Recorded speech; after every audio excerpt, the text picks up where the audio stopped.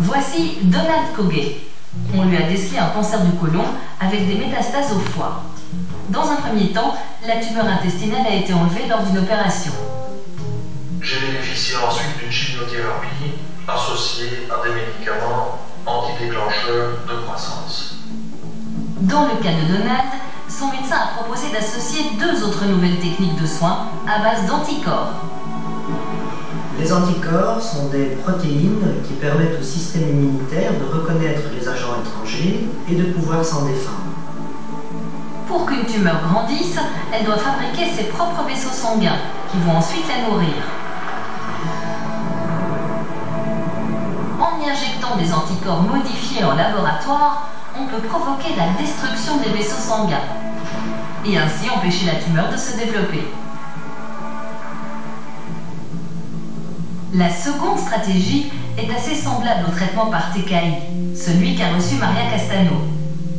Cette stratégie s'attaque elle aussi aux déclencheurs de croissance, les EGFR.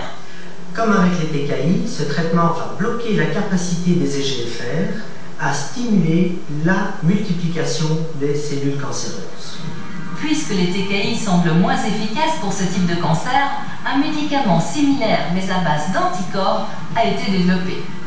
Les anticorps, ici en orange, se placent au sommet des EGFR en bleu.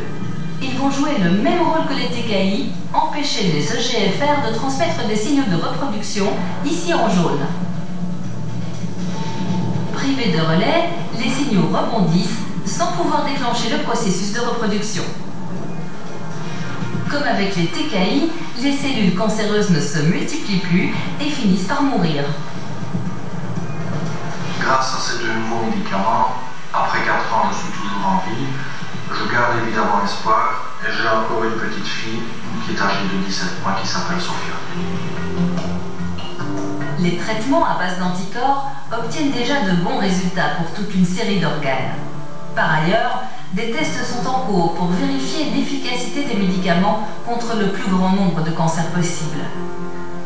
Le chemin reste long, mais ces recherches donnent aujourd'hui espoir à de nombreux malades.